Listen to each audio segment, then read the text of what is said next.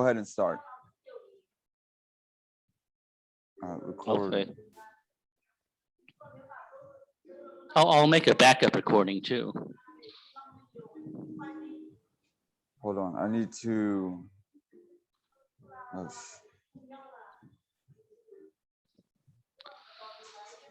okay, I've got to record to the cloud. Okay. Okay, so we are now recording right now. Okay, so hi Winston, how are you doing today? Pretty good. It's great to hear from you again. It's great to talk to you again. I know it's good to have you on, and I hope I can do more interviews with you and other HA members. Yeah, HA is Happier Abroad, in case anyone doesn't know. Right, HappierAbroad.com. Yeah, that's my Okay, website so, and forum. Yeah. Right. So Winston, for anyone who doesn't know you, could you just briefly introduce yourself and tell a little bit about your background? Sure. My name is Winston Wu, and I'm Taiwanese American. I grew up in the San Francisco Bay Area, and I started traveling overseas in 2002. I went to Russia a few times, and then I went to Philippines, and then to China and Thailand, and recently to Cambodia, before all this, COVID thing that is. So yeah, my experience has been Eastern Europe, Russia, Southeast Asia, and Northeast Asia a little bit. Yeah, I started going overseas because I wanted a better social life and a better dating life. And in America, I just wasn't getting that. And so I found out that when I went abroad, my social life and dating life was a lot better, way better. And I'm not very materialistic and I don't live to work. So the workaholic lifestyle in America has never been for me. Plus, I don't feel motivated to work hard in America if I don't have a good social life or dating life or fun. So I discovered that moving abroad is the best solution for me. And since 2002, I've been trying to promote on the internet that if you're lonely or you're a misfit in America, that if you go abroad, you can have a much better dating life, social life, better self-esteem and mental health too, and lower cost of living, healthier life, and more freedom too, like personal and social freedom.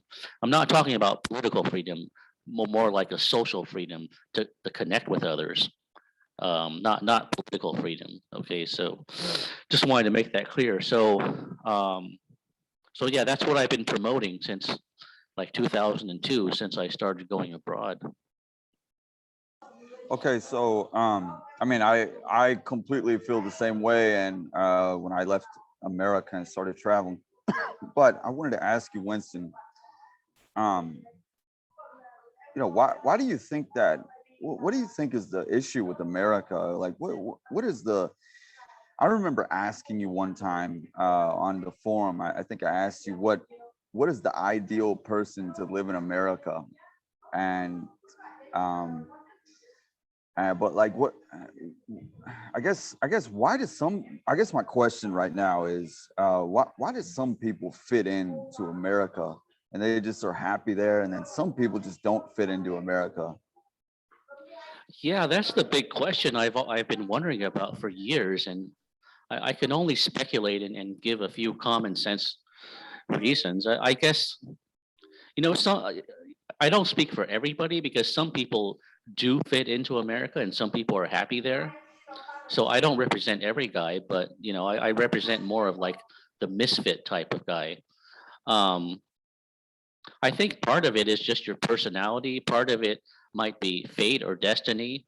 Like I think there's a higher order to the universe, and if you're meant to live in America and have a life there, then the universe sort of finds you a wife or a girlfriend and then find you a good job or a career, and then you just stay there.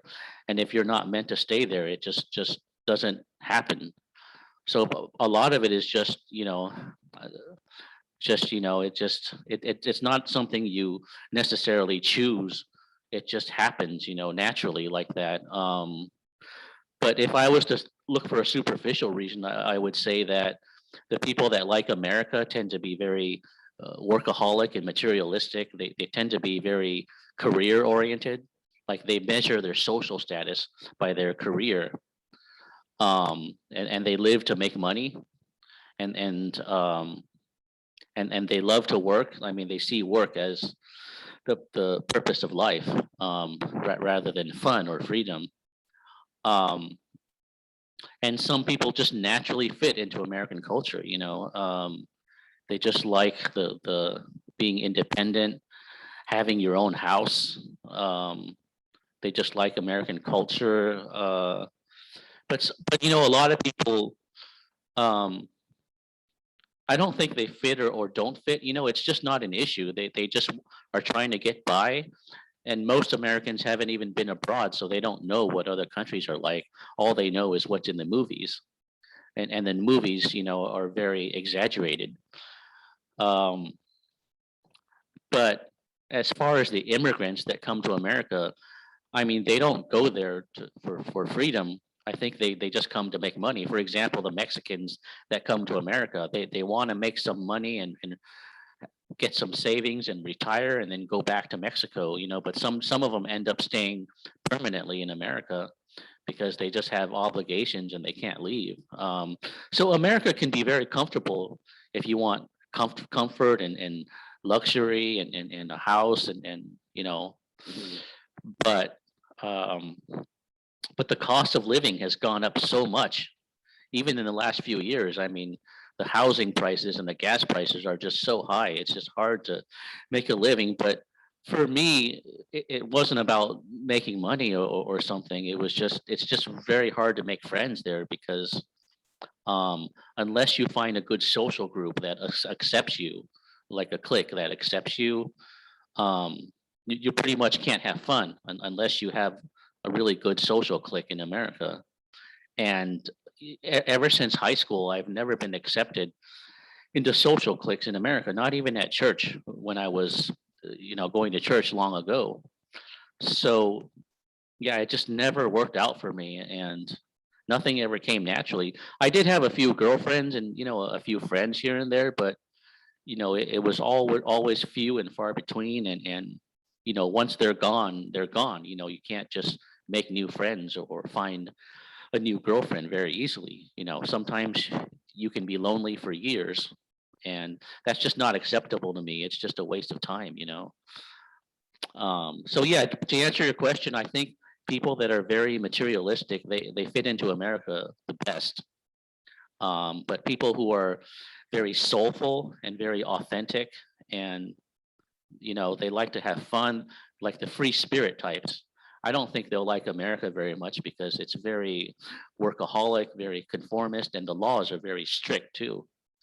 So it doesn't have as much freedom as it claims. It only has political freedoms. Like if you're a gay, there's gay rights, and there's you can vote or something. It has a few political freedoms, but it doesn't have a lot of social freedom because you can't just meet people easily or talk to strangers very easily. It's hard to make friends, so I don't see it as being socially free as other countries are. Um, so yeah, I think that's my take on it. What do you Okay. think? Yeah. Well, Go ahead. well, I wanted to add on to what you were saying as far as materialistic. I do know I'm subscribed to another YouTube channel where he's an American guy, and I'm not going to say which channel it is, but he's very successful. He's wealthy, and he does not want to live in America, and he openly discusses it on his channel. So he is a materialistic person in terms of he only care he's financially motivated to make more money, and also not just him. One of my clients, and you know who he is. I won't say his name, but he's been on Um, you know, I think I've seen him on the forum. He told me that he does not want to live in America either, and he's also a successful person in terms of he's wealthy. And other things, you know, I was in Saigon. I met I won't say his name, but he's a restaurant owner. He's from California and he started a restaurant, and you know, he was successful in California. Is he make well over six figures, and he has chosen to live in Vietnam. So I don't think that it has anything to do with if you're successful, if you're a misfit, or if you're, you know, if you're not popular. I think it has to do with your kind of views on how you want to live your life. And like you said, some people are free spirited and some people just don't fit into America. And I don't think it has anything to do with your if you're a loser or a winner or anything like that. Yeah, I totally agree. Yeah, and you know, the thing is, I mean, there's a very big blind spot in America, in that if you don't fit in, I mean, you pretty much just, I mean, nobody tells you that you can go abroad and find another culture that you fit better into. Nobody says that, and that's why we're doing this to try to get this out, you know, in on YouTube or in the alternative media or whatever. Because basically, if you don't fit in America, people usually just tell you to you know, move to another state, or move to a different town or something, or go to some hippie commune or something to find a place you fit into. Like people only see that.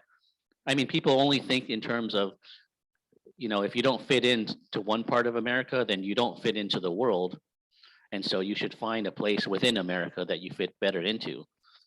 So you know, moving abroad is not something people usually talk about. You know, it's still out way outside the box. I mean, people do Well, travel abroad, but they don't. I mean, people travel abroad, yeah, but and have fun, but they don't talk about moving abroad as a solution for misfits in America. That they don't specifically talk about yet. That's not even in alternative media yet. what I need to ask you this. Why do you think so many people say, "Oh, you couldn't make it in America. You're a loser. You had to go to another country because you're a loser." Why do you think so many people say that?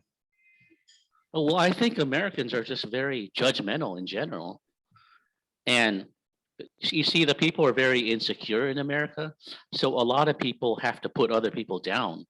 It's kind of a form of bullying. And so, you know, if you're a misfit, people like to see you as a loser, even if it's not your fault or you did nothing wrong. You know, they just, people are insecure, so they need to put someone below them to make themselves feel better. So if you complain and say, "Oh, I'm a misfit. I'm lonely. I can't make friends," you know, they'll a lot of people will attack you and say, you know, to put you down or call you a loser, and so they can feel better about themselves. So it's kind of a facade, and plus, you know, Americans tend to be very judgmental, um, and that's what I love about the Philippines. You know, where I lived for many years.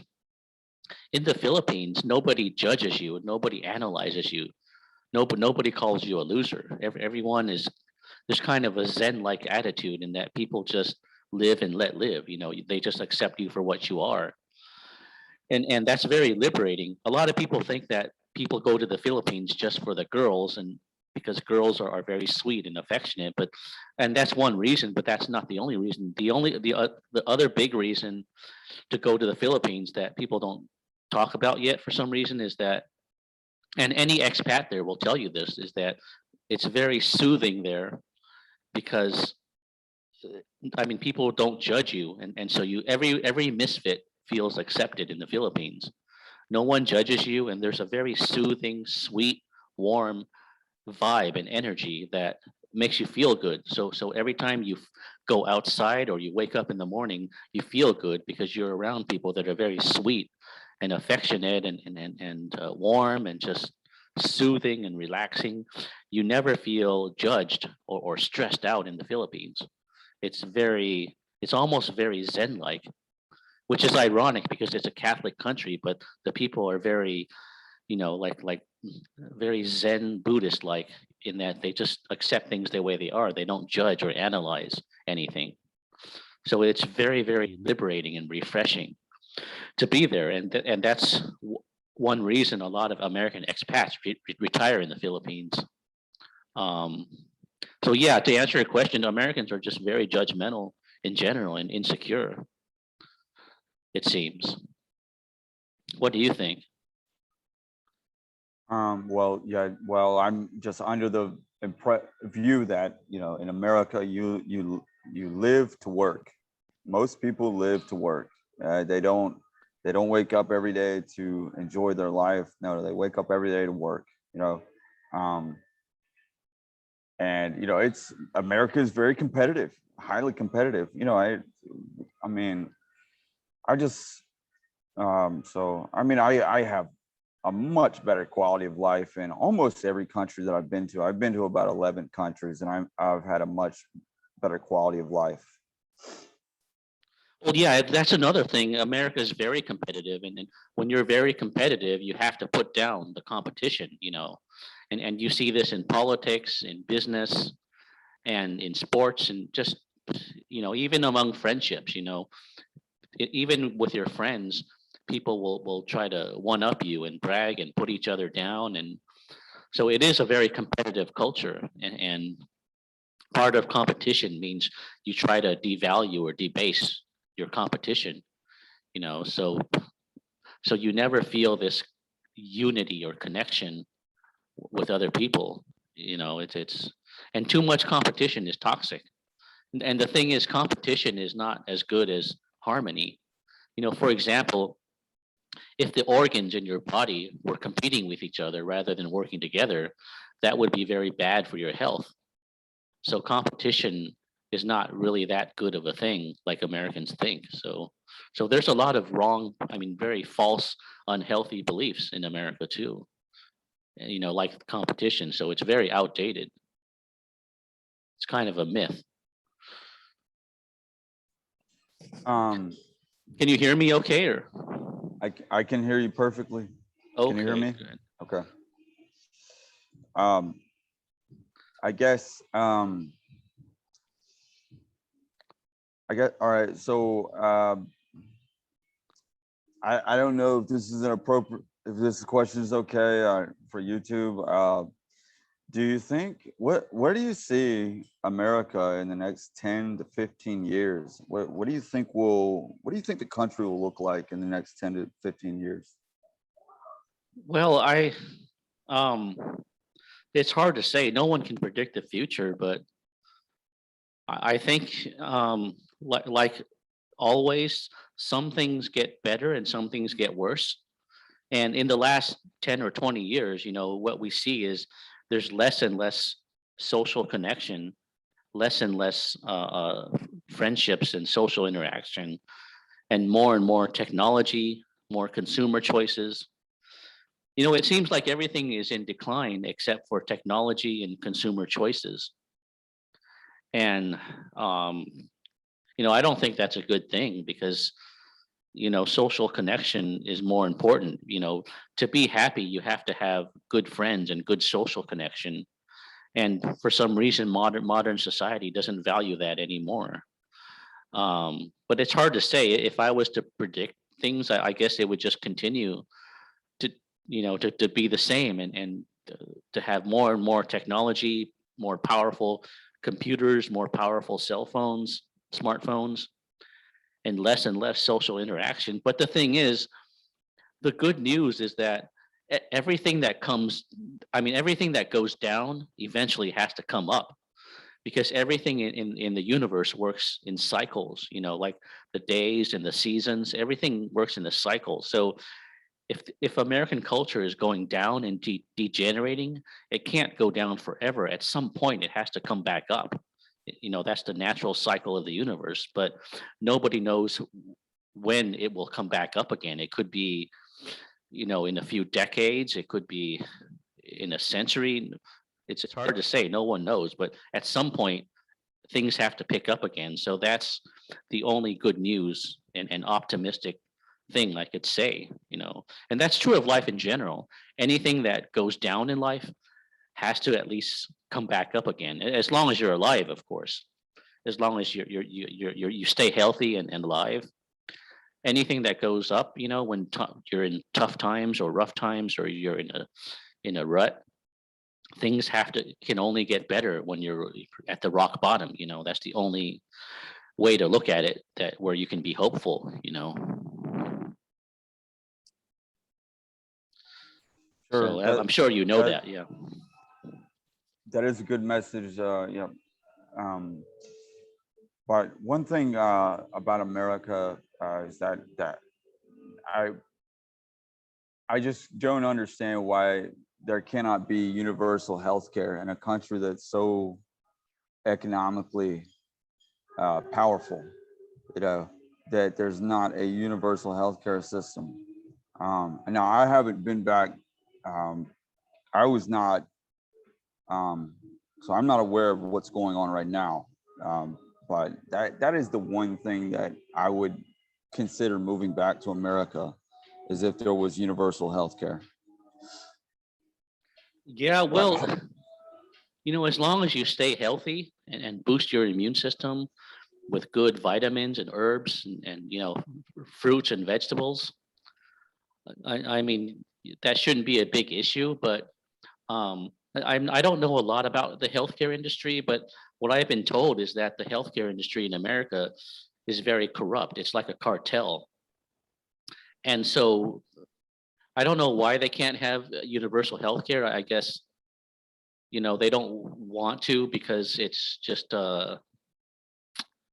you know, they want to make life as stressful as possible, I guess it seems. And everything is kind of a cartel, the medical industry. And it has been since the 1920s, when the Rockefellers took over the medical establishment.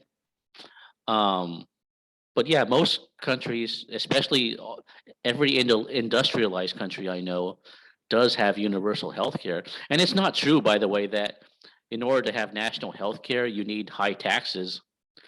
Because in my parents' country, in Taiwan, for example, they have national health care, but the taxes are pretty low.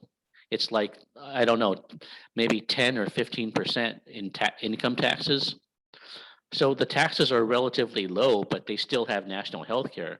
And I don't know why they can't do that in the US. I guess, you know, when there's too much corruption, you know, they just don't, you know, I guess the corruption maybe is out of control or something, so they just don't do that or something. But yeah, that's a really good question to ask people that know more about healthcare than I do. But that's just what I've heard. right, and I another point is I truly believe that the pharmaceutical industry in America is just 100% corrupt. I mean, they are just. I know one of my friends works and is a scientist in that industry, but and everything that he tells me is that they're really up to no good.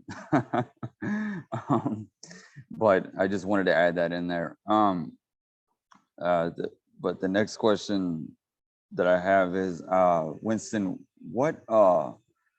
which country, out of all the countries that you've been to and that you've lived in, do you prefer living in the most? Which country is your recommended place to live for yourself?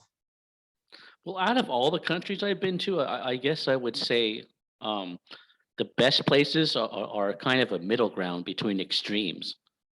Um, for example, in Russia, the weather is very extreme, and there's a lot of chaos, and the streets are not very safe. But the women are just very, very sweet and friendly and approachable. So it's a great place to meet women, Russia. But it's just, there's just too much chaos, and um, there's a lot of extreme conditions there. You know, but if you go to Western Europe, for example, the cost of living is really high. Okay, and um, and it's, I guess there's you know, kind of too much feminism there too. So a good ground between Russia and Western Europe would be Eastern Europe. So I would say, like, if you lived in Eastern Europe, kind of like in Poland or Latvia or Lithuania, that would be a very good middle ground between the expensive Western Europe and the chaotic Russian country. So, because in my philosophy, extreme conditions are never good.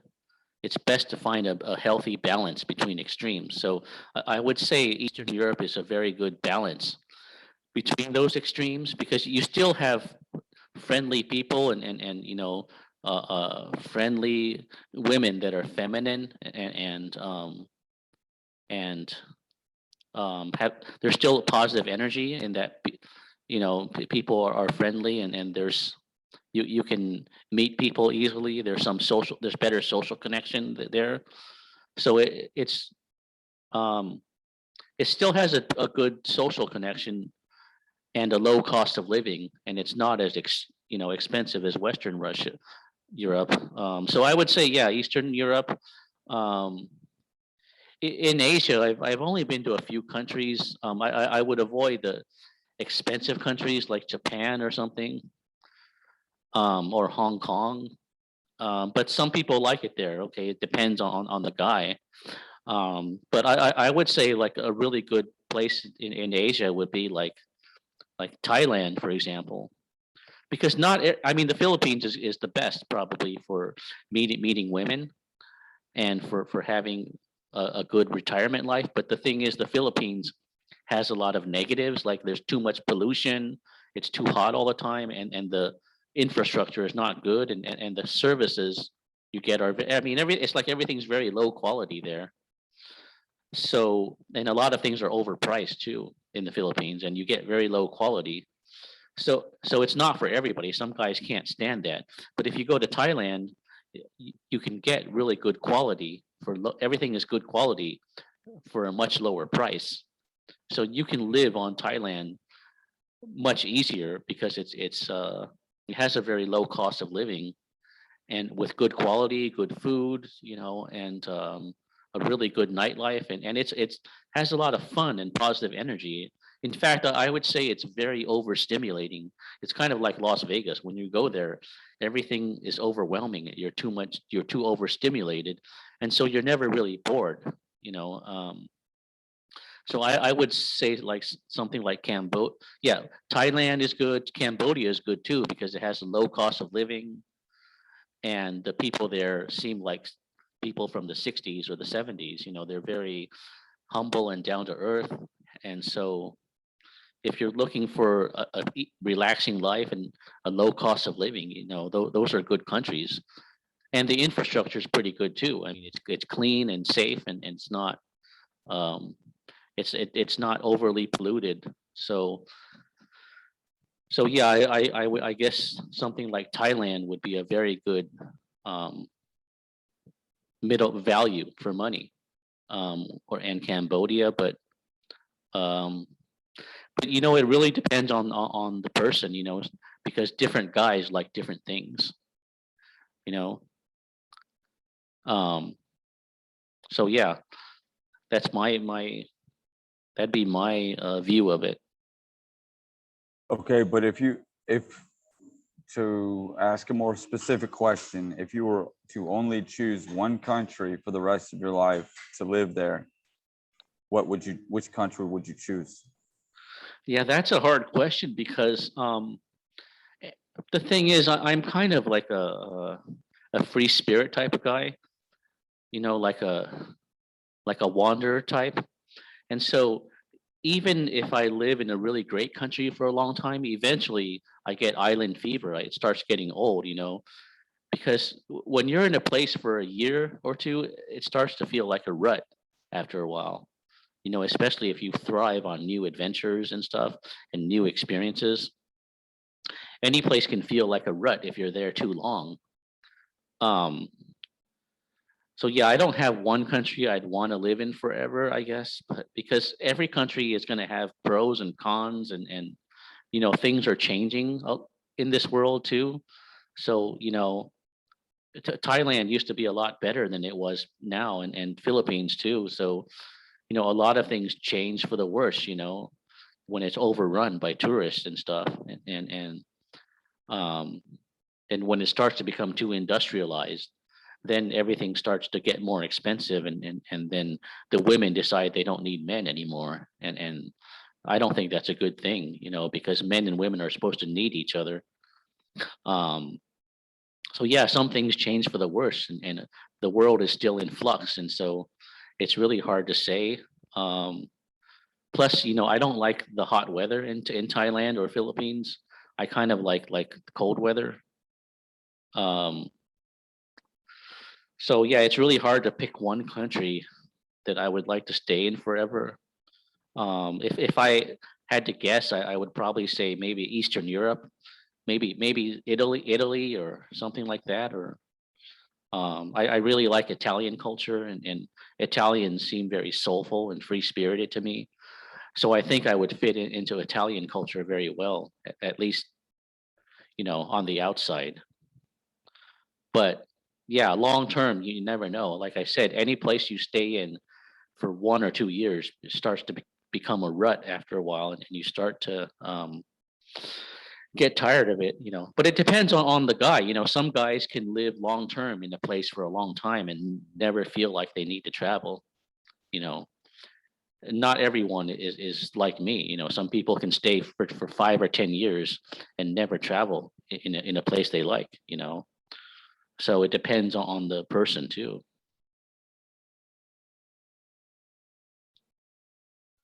Okay.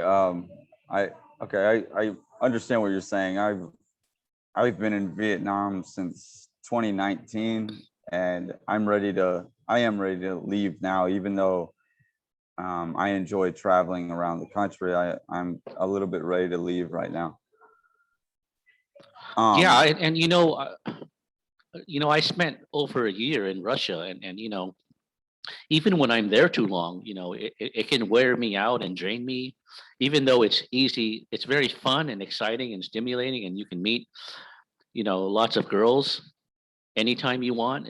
Um, Even that gets to be a rut after a while, because every country has some negatives, and the negatives eventually wear you out. They eventually frustrate you and tax you out, and so it really depends on how robust and strong you are too, because some guys who are very sensitive, they can get annoyed easily by some thing they don't like. So it depends on how strong you are and how sensitive you are too. And that varies between guys. Um, yeah, I mean, I spent a lot of years in the Philippines, and sometimes I would get sick of it. But the thing is, once you leave the Philippines, you start to miss it, and then you want to come back. So some places are like that. If you're there too long, you get tired of it. But once you leave, you start to miss it, and you want to come back. So what can you do? I mean, it's like the grass is always greener on the other side. sure. Um, okay, Winston, I'm gonna change the subject, and this is a question that we previously discussed, and I want to bring it up here. And it's about your claim about Asian women being materialistic. Is it okay to talk about that one? Oh yeah, sure. I mean, I Okay, think. so I'm going to have to. I want you to give your answer on why you think that, but I'm going to disagree because I think that first of all, I think that you can be materialistic and free spirited at the same time, but it's not mutually exclusive. But the claim that all of them are material, all Asian women are materialistic, that can't be true. But I'll let you answer now. Well, I mean, that's just my experience.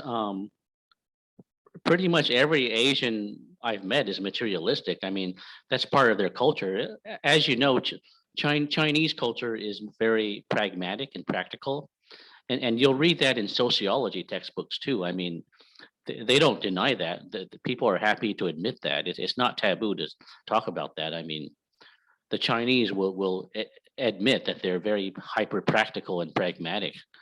Um, and in general, Asia is also very workaholic.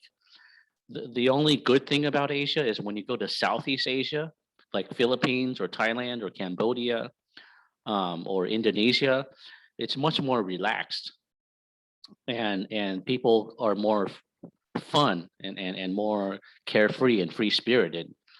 Um, but they still have this mentality that, they at least the lower class people do, that, like their goal in life is to make more money so they can have a comfortable life. That's pretty much the Asian mindset. So Asia and America are the same in that regard. They believe that making money is the purpose of life, and the key to their happiness. And so, um, yeah, their goal in life is to have more money and more comfort, I guess, and to because money is the good life.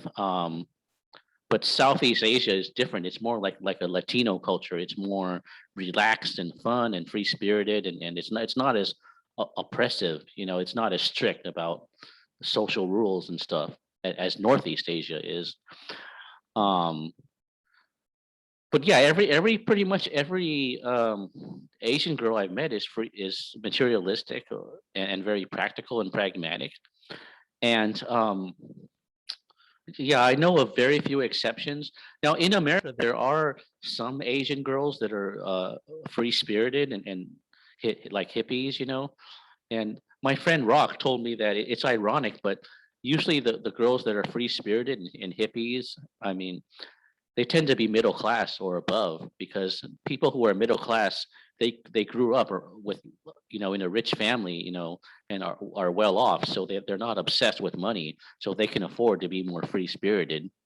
But the thing is, um, those free spirited Asian girls in the US are a minority, and even they are going to be very picky, and they tend to like white guys, so they're not interested in me for dating, but they tend to be, yeah, they're going to be picky too, because in America, I mean, every the women don't really need men, so they're going to believe that they deserve the best men of the best, so they can afford to be picky. um but yeah, I haven't met very many um Asian women that are free spirited, or like to talk about deep subjects like philosophy, for instance. You just don't see that, and I'm sure if you ask a lot of expats, or even if you ask Asian people themselves, they'll pretty much agree. I mean, it's pretty obvious, and even if you go on YouTube, you'll see what I mean. That the women that make intelligent observations and talk about deep things on YouTube, they tend to be Caucasian or white. You don't usually see Asians, talking about something deep. Like for example, I watched some movie reviews, and it seems like the women that like to talk about movies and are very deep about it, or some type of a true crime case or mystery. They tend to be Caucasian women. I just don't see Asian women even on YouTube, making deep observations or talking about deep subjects. So yeah, you can search on YouTube and sort of see what I mean. Now, I know you showed me a few exceptions, I think. So yeah, there's always going to be exceptions, but in my I want experience, to this is, interject, yeah. Yeah, go ahead. Winston. What about Hawaii? What aren't I think that the people there, the native Hawaiians, come from an Asian. Their ancestry is Asian. Is that correct? I think In it may Hawaii, be. yeah, I think they're native Hawaiian or Polynesian or something. Um, I haven't talked to any natives in Hawaii. I don't know what they're like. Um, I know they have that aloha spirit. They have that kind of free, like enjoy life, kind of laid back kind oh of yeah, spirit. yeah, yeah. That's true of Southeast Asia too. It seems like people with brown skin are more laid back and free spirited. They're not as judgmental or strict or cold. It seems like people with more light skin, like Koreans or Japanese, they're going to be more cold and strict and serious and repressed. They're not going to be wild and fun and free spirited. You don't have this anything goes type of vibe in Northeast Asia. So when I talked about Asians, I generally, I don't mean Hawaiians or Polynesians. When I mean Asians, I generally mean like Chinese or Japanese or Korean or Taiwanese. But yeah, I mean, brown skinned Asians are more free spirited. If you want to call it that, it depends on your definition of free spirited. They're just more carefree. They can relax, have fun. You can talk about anything. You can say any corny thing you want. They're not going to judge you, but I haven't talked to any natives in Hawaii, so I don't know what they're like. But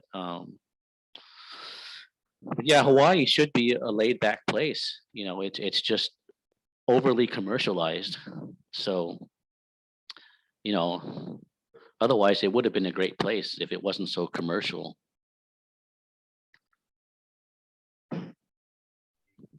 Sure. Okay, I was thinking a little bit off there. I need to check my questions again. Um, let's see here. Yeah, that is interesting about the difference between Southeast Asia and Northeast Asia. So that is interesting.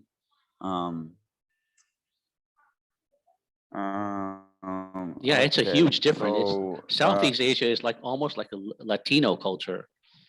I guess that's sort of true because Filipinos are kind of mixed in with Spanish culture or something. So they do act a little bit like Latinos. Whereas, yeah, Northeast culture is going to be very strict, very oppressive, very workaholic, very serious, you can't just, get wild or say any corny thing you want. People will judge you. Like in America, it's very judgmental. right. If you don't conform, people will think you're a freak or something. So you don't have a lot of social freedom there, and it's very cliquish too, like in America. The only difference is, they have universal health care, which is what you like, of course, but they're also socially cliquish. The Northeast Asians, I mean.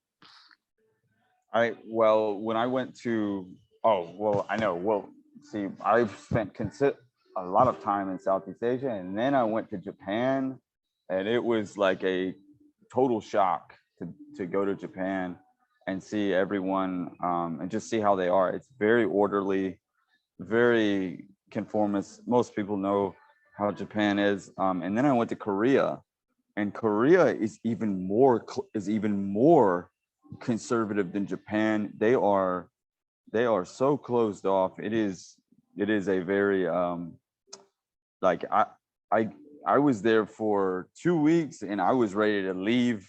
I was ready to leave after the first week. I didn't want to be there. So Yeah, I and you don't can need feel the negative vibe there in a place that's too oppressive or cliquish. There's a very negative vibe.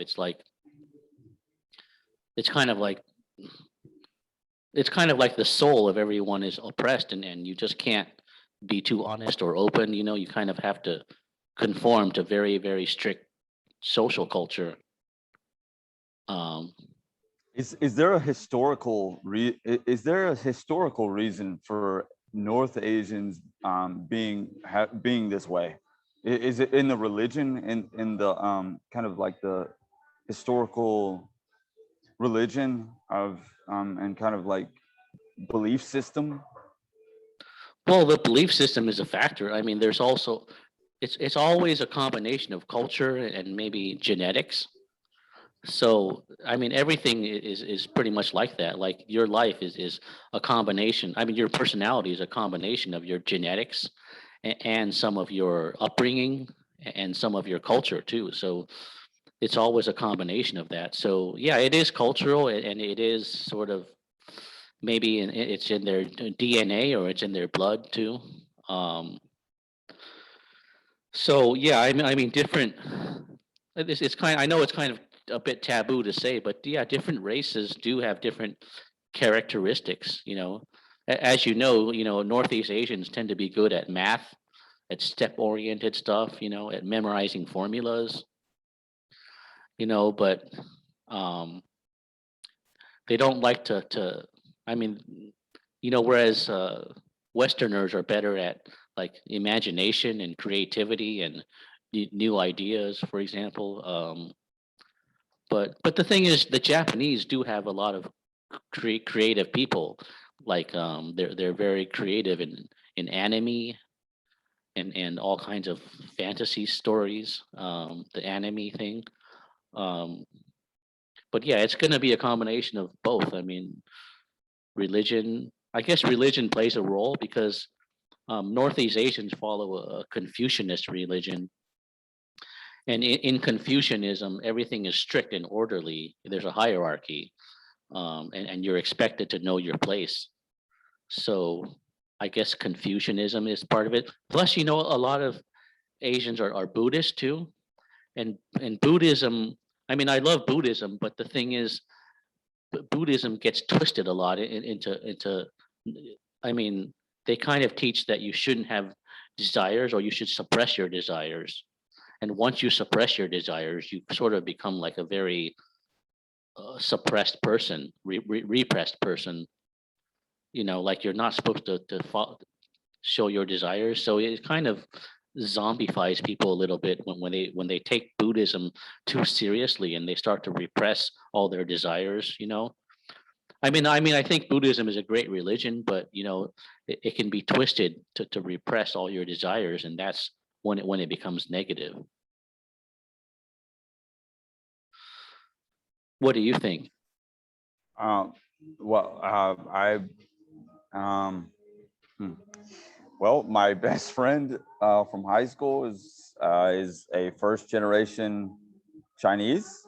His parents immigrated from China, and he graduated from an Ivy League school. His parents pushed him very hard, and he worked very hard. He went to an Ivy League school, and he worked in banking. So, um, he has told me about kind of Chinese people and how they are. But I, I don't.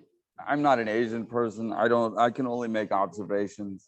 Um, but I wanted to segue here, and I wanted to ask you about China. I've never been to China. It just kind of for anyone who's listening and they haven't been to China, could you kind of talk about China and how it is there for as a foreigner? Maybe if, Americans coming there, is it a good place? Is it a good country to go to?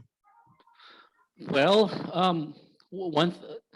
I did spend almost a year in China back in 2015, and I can say one thing for sure. I mean, it's not as bad as people imagine. I mean, the media makes China look like this totally totalitarian place where no one has any freedom, but it's not like that. I mean, it is true that the government there is like is too much into surveillance and um, it doesn't give you a lot of political freedoms, but the thing is, China has a lot of social freedoms that you never hear about. So it's not as bad as people think. For example, in China, I mean, there's not much political correctness. You can talk about racial differences or gender differences, and it's okay. It's more acceptable than in America. So in that sense, there's more free speech if you talk about social issues. And so I'm talking about the social culture of China, not the political culture. So I'm not trying to defend the communism or the Chinese government. Okay, I'm just focusing on the people and the social culture. Um, so yeah, I mean, you can talk about political. I mean, you can talk about social issues more, and the people are more authentic, I would say. For example, in China, when you say, "How are you doing?" you don't have to say, "Oh, I'm doing great."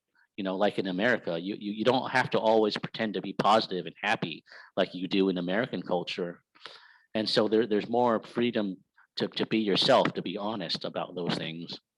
And it's easier to talk to strangers, I think. People are not as paranoid about talking to strangers.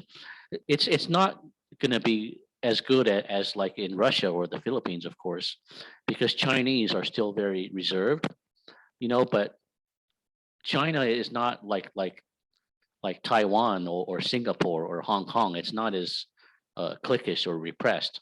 people are more genuine. They're more blunt. When they walk, when a Chinese person walks, they're not as paranoid of strangers. And I'm not saying they're very open or something. I mean, some people are, but not everyone. But China is not that homogenous. There's a lot of variety of people there.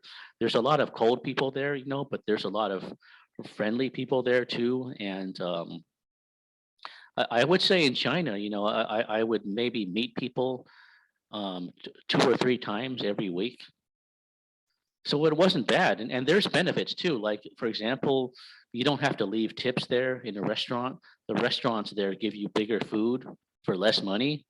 At least in South China, that's true. So you get larger portions there. And if you want to check out of a hotel, a lot of hotels let you sleep in until 3 p.m. Whereas in America, in most hotels, you have to check out at 11 a.m. So you can't just sleep in if you want to. So in China, there's a lot of conveniences like that. You can check out at 3 p.m. I'm not saying that China is very open, but it's more authentic. You don't feel like a creep if you try talking to strangers. There's not this negative vibe or self-hating vibe that you have in like in my native country of Taiwan, for example. You don't feel this negative self-hating energy. It's hard to explain. You just have to experience it to know what I mean. And China is interesting. It's huge, and so if you like to see new things, there's a lot of things to see. It's very adventurous. I like it more because it's more open space. It's more. I mean, I like open space. I like landscapes, and so I don't like island countries like Taiwan very much. I like open space, like in China, for example. You have more open space. You have a lot more adventure, more things to see and do, and it's a lot more interesting of a country. So, but it's not for everybody. I mean, some people. Actually, I think tourists in China tend to have a better impression than people who have never been there. When you go there, you have a decent impression. It's an interesting country, but not everybody can live there long term because and it's not it's not a country like the Philippines where people are free spirited and non-judgmental. No. So it's not bad. I mean it's not for everyone, but it's not as bad as the media makes it out to be. It's pretty interesting. um I don't know if I could live there long term. Maybe if I had a really good wife, I could, but it's not bad. I mean, it has a lot of consumer choices. It has a lot of conveniences, and the cost of living is not as bad as America. Um, and I think it has universal health care too. So there's a lot of good things about China you just never hear about in the media. Even in the alternative media, you never hear about it at all because all the media is just so negative about China, and I don't think it's justified. And I'm surprised no one's pointing this out. That it's China is not as bad as everyone says. Are okay. Are I'll have to go there. As soon as I have time. I wanted to ask. Or I've asked you this before. Are Chinese women, are they open to dating foreigners? Well, I don't think most of them are, but there's always a subset, a minority that like foreigners. And I think most Westerners or foreign men that go to China, they usually date this subset of Chinese women. Um, Plus, the good news is, um, when a Chinese woman gets into her 30s, Chinese men don't usually want them anymore when they reach 30. So when they reach 30 and they're not wanted by their local men, that's when they're going to be more open to dating a foreigner. But the thing is, Chinese women are very serious. They don't want to date you just for fun. When they see dating as a stepping stone to marriage. So it's not a place to go if you're like a playboy type. It's kind of the place if you're a serious marriage minded type of guy. Because Chinese women are very serious. They're not going to just date you for fun like a Filipino or a Thai girl, a Thailand girl would. So yeah, Chinese culture is very practical, and they value stability. They want a guy that's very stable financially. Okay, so they don't, as you know, they don't live to just have fun and to be carefree. Um, but as a tourist, China is very interesting. There's a lot to see. It's fun. It's interesting. It's very stimulating. Um, but not every guy can fit into Chinese culture. It's pretty. I mean, it's not something that everyone fits into. Okay, it's you either fit in or you don't, and not every. Some guys do and some guys don't. So it really depends on how well you jibe with Chinese culture. But fortunately, it's not like Japan or Korea or Taiwan where everything is, very strict socially. It it it. I mean, people are more free. They talk to strangers a lot more freely there. It's not as taboo to talk to strangers as much. They're not as paranoid.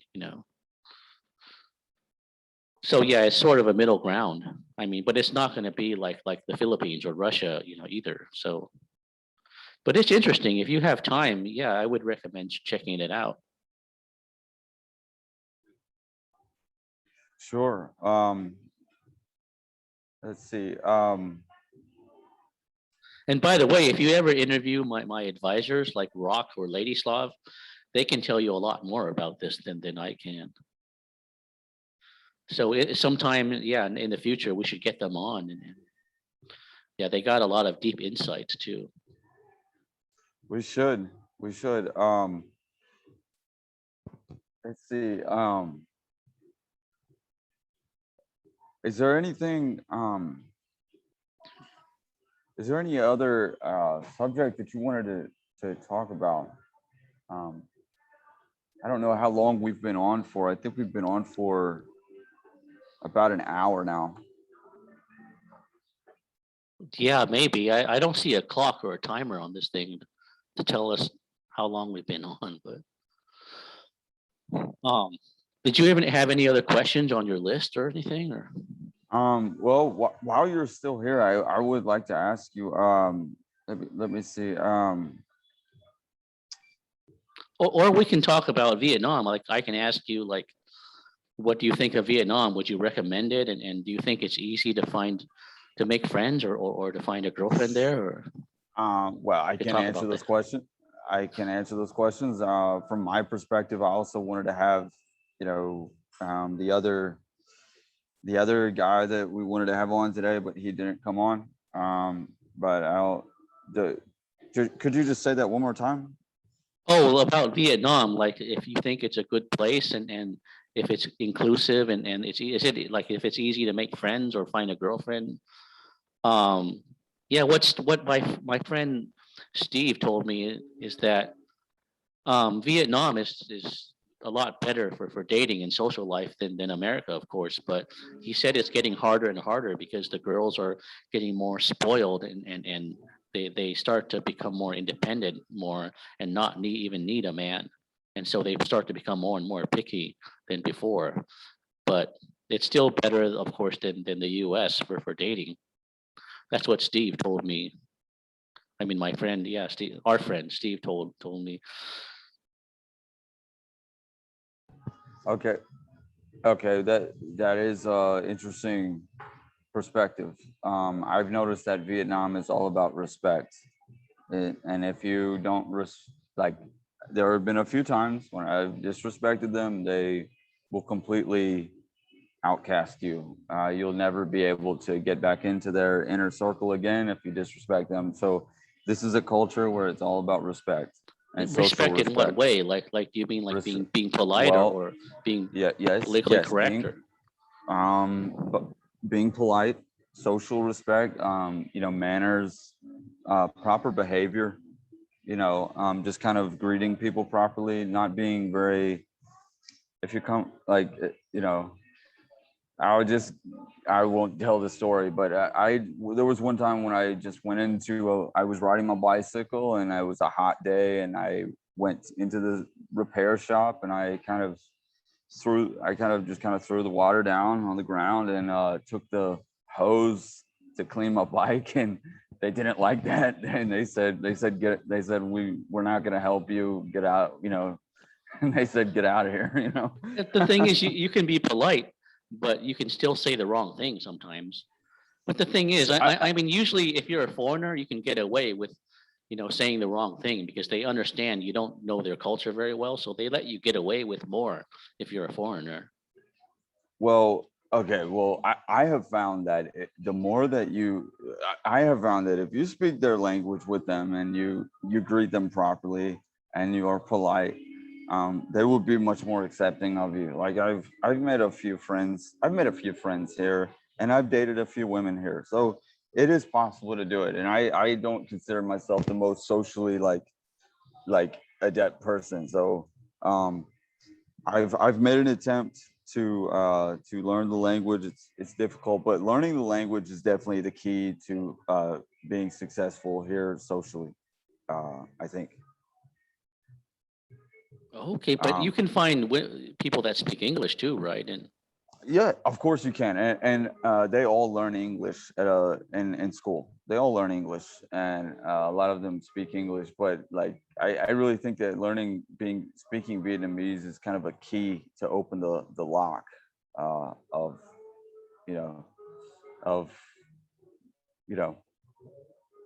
yeah, I mean, So anyone can be polite, but the thing is, I mean, the question is whether they're enthusiastic about making friends or getting to know you, that's the okay, real issue I because, understand yeah. that.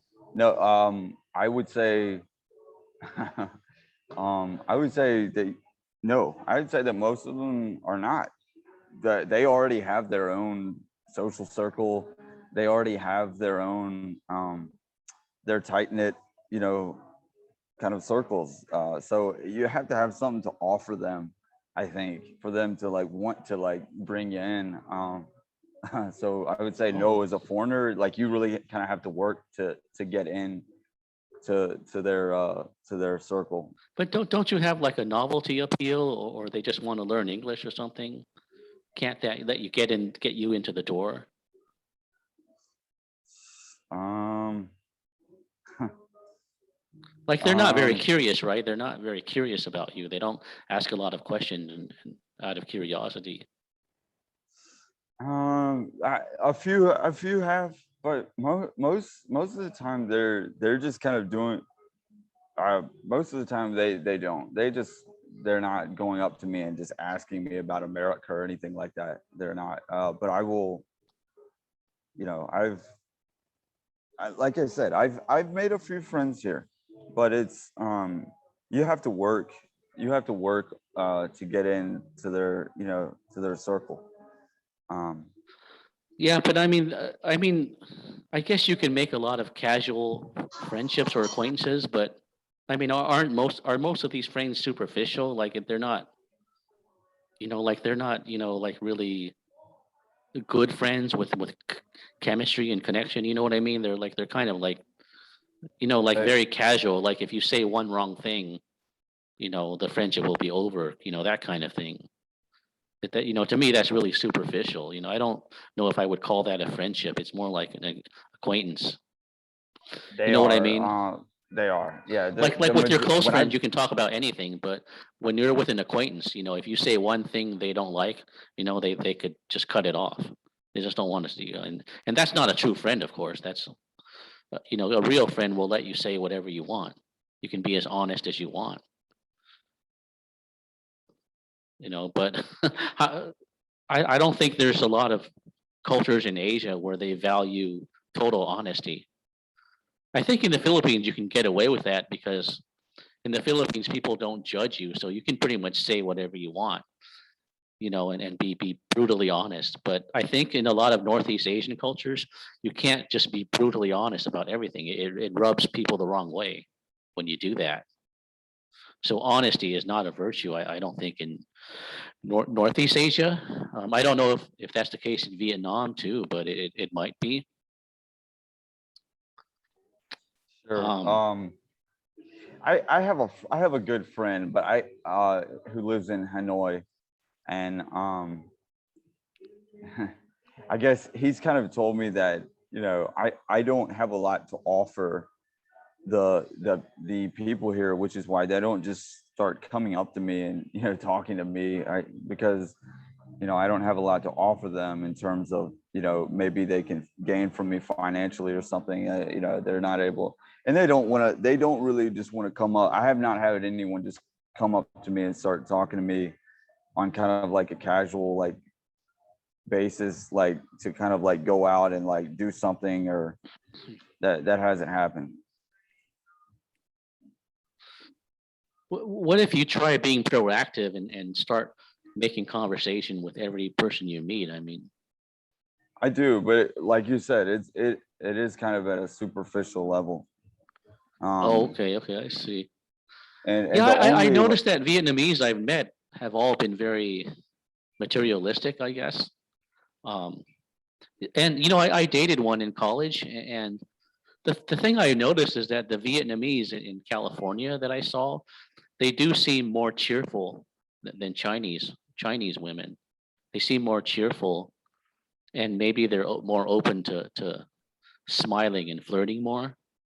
definitely Vietnamese people smile a lot. They are pretty happy people. I have had some. I mean, I've dated a few Vietnamese women, and it was a good experience. So, um, it's Yeah, I it would it say is not. they have a hybrid of Chinese culture in them too. Like they're partially Chinese, maybe. Um, Sure. but isn't there a subset of Vietnamese women that are interested in foreigners? That yes, but they're most of them are educated. They all speak English. They um, Mainly the ones that live in Saigon and Hanoi are going to be more open to dating foreigners, I think. Right. But you're in Da'an or you're in Saigon, right? Or Um, well, right now I'm in called Nha Trang. It's in central Vietnam, oh, okay, okay. right? Um, Um, what about like college girls there? I mean, they would probably speak English, right? they do, most um, but most of, like I said, most of the girls that are the women that are going to be uh, open to dating foreigners are going to be in the two main cities, Hanoi and Saigon. Oh, okay, but not in the small towns, I guess. I, I Yes, don't I don't really think so. No. yeah. Steve told me that the women in small towns don't want to be seen with a foreigner because there's a negative stigma if they're seen with a foreigner or something. Mm, I guess it's not like it was like during the Vietnam War when it was easy to find a woman there back in the 70s or whatever. Um, but when you say that you don't have anything to offer, do you mean like you have to be a rich foreigner to appeal to Vietnamese well, women, I or you mean, have to look rich or um, I don't know. I think it's because I fit that kind of foreign, backpacker look that they kind of just view me as, oh. oh, he's just another like tourist just coming through our country. We're just gonna ignore him. They would take me more seriously. I think they'd take me more seriously if I did not have that kind of look. You know, And what if you wore like a suit or something? I mean, wouldn't that change sure, your image? Or sure. but I noticed that women sort of pick up on a vibe. I mean, even if you wore a suit or you were wearing very expensive clothes. I mean, it I mean, this is very theoretical, but it seems like people who have a lot of money, they have a different vibe than people who don't. And women sort of pick up on that. kind of like a instinct or a sixth sense. I don't know if you've noticed that, but people with a lot of money, they have a different aura or energy field. I'm not trying to be new agey or anything, but I do notice that people that have money have a different vibe, and perhaps women can pick up on that. So it's not just your looks or something. I don't know. That's my theory. Sure. Yeah. So because the money is a form of energy, and when you have a lot of it, it changes you. So your vibe is a bit different. The way you walk, they can tell. I mean, women can tell if you're single or you're married too, because it seems like a married man has a different vibe than a single man. And I think people instinctively can pick up on that. I mean, it's like everyone has a little bit of a sixth sense, even if they don't know it. And women tend to be very intuitive, so they might be able to pick up on whether you're single or married, or whether you have money. You know, and it seems like when you're not looking, if you already have somebody, then it's easier to get somebody. There's a Murphy's Law saying that women are like credit cards. It's easier to get another one if you already have one. Have you heard of that? So Huh. No, I haven't heard that one. yeah, it's That's in the book good. of Murphy's Law. It's kind of sucks, but it's like when you're not available and you already have someone, that's when you get more opportunities. Whereas when you're single and looking, you don't get as many opportunities. Um, Sure. I think I read something while you were talking about that kind of. I read something that you said recently on the forum where you said if you're doing well and doing successful and kind of turning your life in the right direction, the universe kind of works with you. The universe will will like kind of create this positive like momentum with you, and everything will kind of work with you. Whereas if you're kind of in a negative vibe and you're not really working on yourself, that the universe will not give you that advantage. oh yeah, that's definitely true. I mean, that's why you got to find something that's in your element.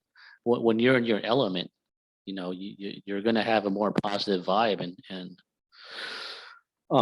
things are going to start working for you. Um, but that just gets you more attention. I mean, to have a relationship, you still have to have some chemistry and connection. And you have to have things working for you, like luck or destiny or karma. There's a lot of intangible factors too that go into it. I mean, some guys are do very well and are lucky, and some don't. It seems everybody has a different package or different destiny. But yeah, you got Okay. to find your element, and yeah, you're. But while okay, so while you bring up destiny, we've been going on for a little while now. I don't know how much time you have, but I wanted to ask you a few more questions. So I wanted to ask you, Mhm. Winston, about destiny, because that was interesting when I talked to you about that. You said that something about when you went to Russia, it like everything against you.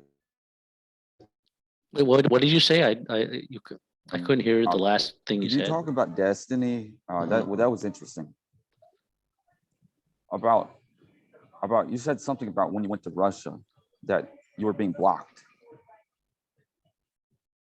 Oh yeah, on my third trip. I mean, I had plans to leave Moscow and do stuff in other cities, but it was like it seems like the universe didn't want me to go anywhere else. It just wanted me to stay in Moscow, and it took 8 weeks to get out. But once I was out, I mean, I encountered a lot of bad things like scams and muggings and ambushes. So it's really weird. It's like there's some type of intangible or hidden force or something that sometimes puts a barrier in your way. I don't know why that is, if it's psychological or if there's something real to that. it's hard to say because, when you feel like trapped or something is against you, um, it's very personal and psychological, and it's just not something you can explain to somebody who doesn't feel it. Um,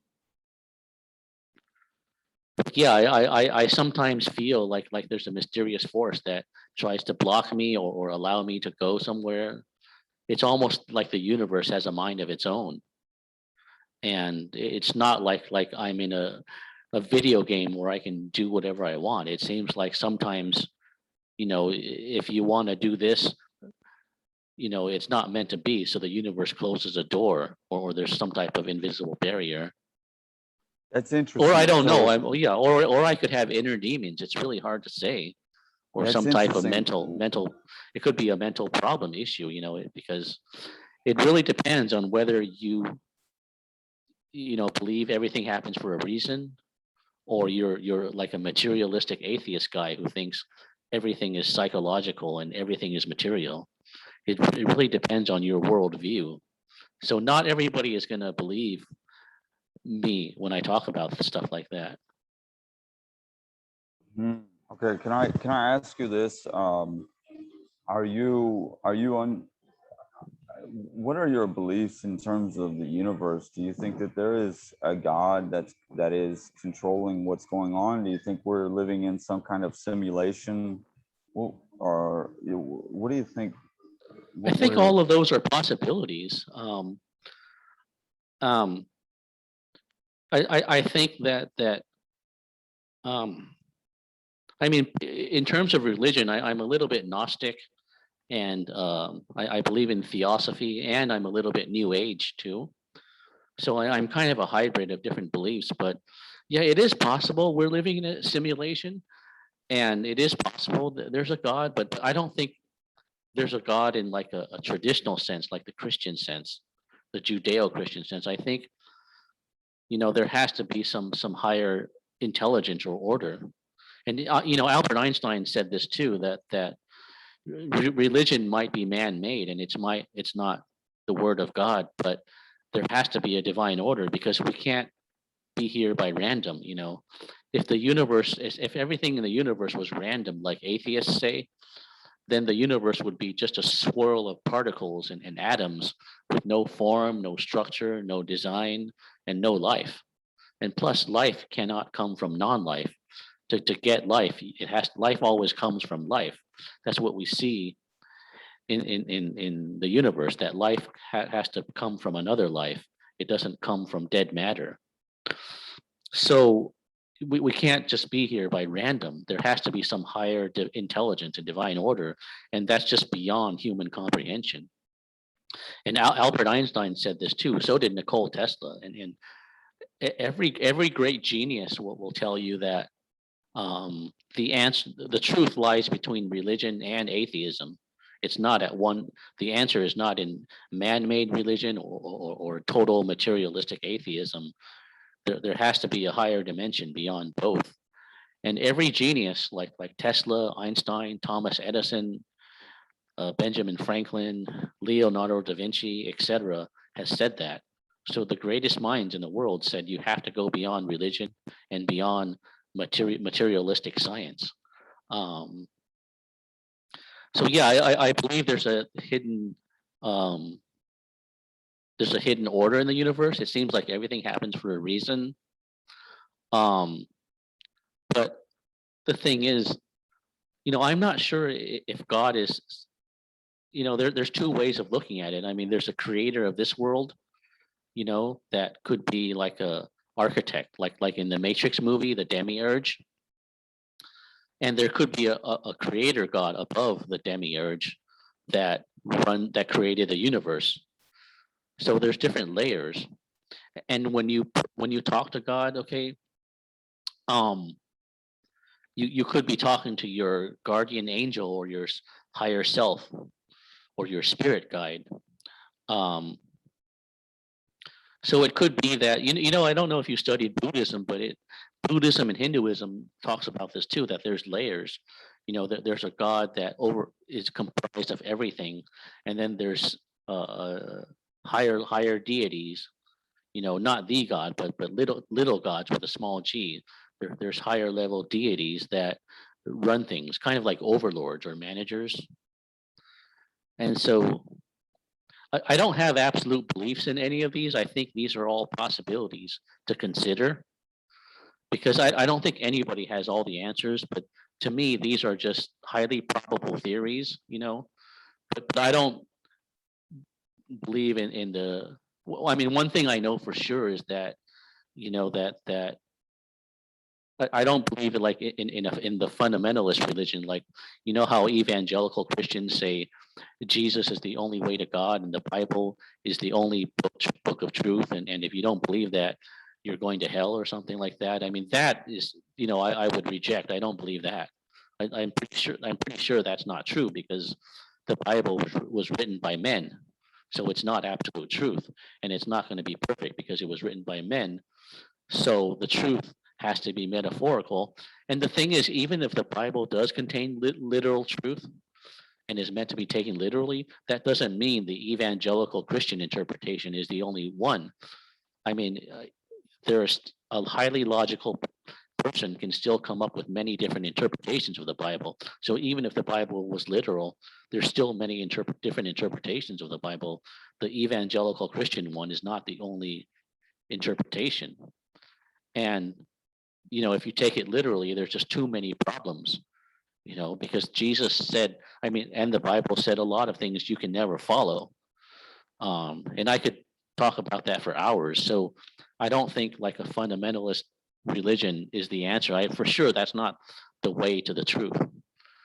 So yeah, I mean, so yeah, I mean, so I would reject that theory, that dogma that, God is this perfect thing and we're all sinners and we need a savior. And even if you're a good person, you're still a bad person because you're a filthy sinner, because the book of Romans say, oh, all have sinned and fallen short of the glory of God, and there's none righteous, no, not one. So that sort of guilt trips you and makes you feel terrible. It takes away your power, and it makes you live in fear, and that's not a good thing. So that's pretty much a control system. So I think, like most intellectuals, I think that Jesus's original message was perverted and turned into a control system by the Catholic Church, and later the Protestant Church too. And that I think most free-thinking intellectuals have come to that conclusion, that Christianity, it might have some truth in it, but it was set up as a control system, and Jesus's original message was highly perverted. So yeah, I mean, so I'm kind of a Gnostic, which means that you have to have a direct experience of God, not just a belief or a faith. And the great psychologist Carl Jung said the same thing. He said, he was a Gnostic too, Carl Jung, and he said that if you have a direct experience of God, then it becomes an inner knowing. It's not just a belief system anymore. And I think if you're into mysticism or Gnosticism, that's what you should look for, is a direct experience, not. And my advice would be just to study all religions, and take what, you don't have to be dogmatic about any religion, but just study all the religions and take what resonates with you. You can choose, and that's a good thing about Hinduism and New Age. You don't have to believe all of it. You can pick and choose what you like to believe. It's not like evangelical Christianity where you're obligated to believe everything in the Bible. Okay, in Hinduism and New Age, you can pick and choose which beliefs make sense with you and resonate with you, and which you don't like. So you are allowed to pick and choose, and that's what I like. There should be more freedom in deciding what to think for yourself, and deciding what makes sense to you, rather than to just listen to a dogmatic authority tell you what to do. What do you think? I mean, Sure. Thank you for that good information and insight. I'm going to have to listen to this again. I definitely agree with you to study all religions. and kind of do your own research and think for yourself. Um, but um, but I'm not going to give an opinion on it. But thank you for that. Yeah, I mean, ultimately, people believe what resonates with them. So, that's what people do anyways. But yeah, I mean, if you're a real truth seeker or a philosopher, you should just study every religion and belief system and not take it too seriously or literally, but just consider it and figure out what makes sense and works for you. That's ultimately what it's about, finding what works for you, not in following someone else.